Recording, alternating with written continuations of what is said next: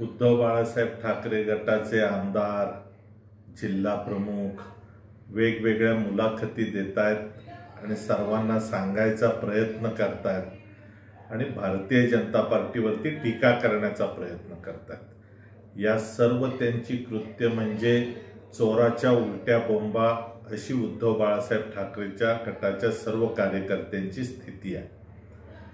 या जिल्ह्यामध्ये विविध नेत्यांचे दौरे होत आहेत। निवडणुका आल्या, या पुढच्या काळातही अनेक नेत्यांचे दौरे होणार आहेत। उद्धव ठाकरेंचा दौरा इथे होता, त्या दौऱ्याच्या वेळी अन्य कोणत्या पक्षाच्या कार्यकर्त्यांना चिपळूणमध्ये कोणी बोलवलं नव्हतं।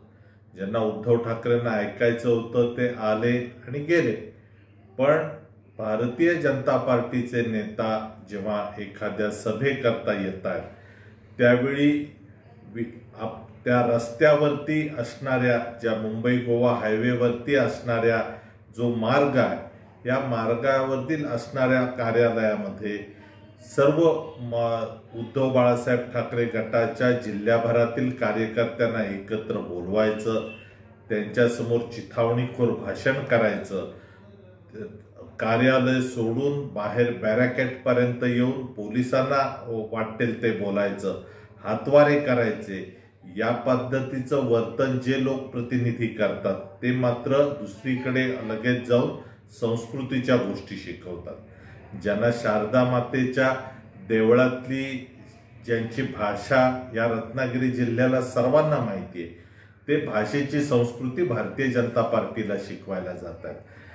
या एक प्रकारे भारतीय जनता पार्टीची गुहागर तालुक्यातला गेले अनेक दिवसांचा अन्याय जो त्या सर्व कार्यकर्त्यांवरती जनतेवरती होतोय, याकरता प्रचंड सभा जी होते आणि लोकांचा उत्स्फूर्त प्रतिसाद त्याच्याकरता दिसतोय असं लक्षात आल्यावरती त्या सभेत अडचण कशी होईल, त्या सभेला वक्ता पोहोचण्याकरता अडचण कशी होईल, याकरताचा प्रयत्न केला गेला।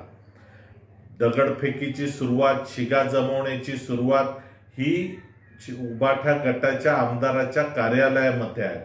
अनेक सीसीटीव्ही फुटेज आहेत, अनेक फोटो आहेत आणि अनेक शहर प्रमुखासारखे त्यांचे कार्यकर्ते आहेत की जे दगड फेकताना दिसतात। म्हणजे एकीकडे आपणच भाषणं करायची आणि गुहागरच्या सभेला जायचंय ना, अशा पद्धतीचं कार्यकर्त्यांना चिथावणी देणारं भाषण करायचं आणि दगडफेक आणि शिगांची फेक करण्याकरताचं कार्यकर्त्यांना उद्युक्त करायचं आणि लगेच आपल्याच ऑफिसमध्ये दगडांचा खच दाखवून माझ्याच ऑफिसवर दगडफेक झाली असा उलट्या बोंबा मारायच्या, ही जी प्रवृत्ती आहे। आणि एका बाजूला मग मला काहीतरी बोलले, मला काहीतरी माझी धमकी दिली असं करून कुठेतरी सहानुभूती मिळवायचा प्रयत्न करायचा।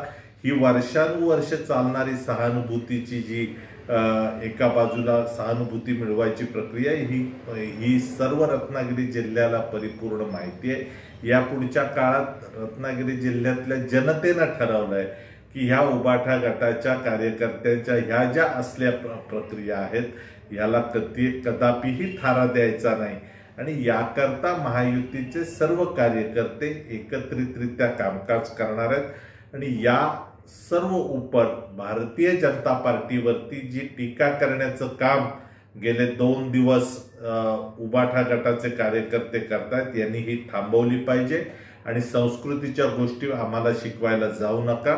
भारतीय जनता पार्टीला हे सर्व माहिती आहे। तुम्ही तुमच्या तोंडाने आणि तुमच्या वक्तव्याने आणि तुमच्या वागणुकीला आवर घालावा, हेच आता या पुढच्या काळात उबाठा गटाला सांगावं लागेल। पोलिसांवरती ज्या पद्धतीनं आक्रमण करण्याचा आणि पोलिसांना ज्या पद्धतीनं अर्वाच्य भाषेत बोलण्याचा प्रयत्न ज्या लोकप्रतिनिधींनी केलेला आहे, ज्या कार्यकर्त्यांनी केलेला आहे, त्या सर्वांची जे काही रेकॉर्डिंग आहे, या सर्वांची सखोल चौकशी करून दगडफेकीला सुरुवात करणाऱ्या लोकांवरती सर्वांवरती गुन्हे दाखल करावेत आणि पोलिसांना योग्य पद्धतीनं काम करण्याकरताची मोकळीक द्यावी, अशा पद्धतीची भूमिका खरं तर सर्वांनी घेतली पाहिजे। जे दोषी असतील त्यांना शिक्षा ही झालीच पाहिजे। त्यामुळे या सर्व दगडफेकीची चौकशी, सखोल चौकशी केली जावी अशी मागणी मी करत आहे। देश विदेशातील प्रत्येक घडामोडींचे लाईव्ह अपडेट मिळवण्यासाठी आता साम टीव्हीच्या सर्व सोशल मीडिया प्लॅटफॉर्मला लाईक, फॉलो आणि सबस्क्राईब करा. तसंच सर्व नोटिफिकेशनसाठी बेल आयकॉन प्रेस करायला विसरू नका.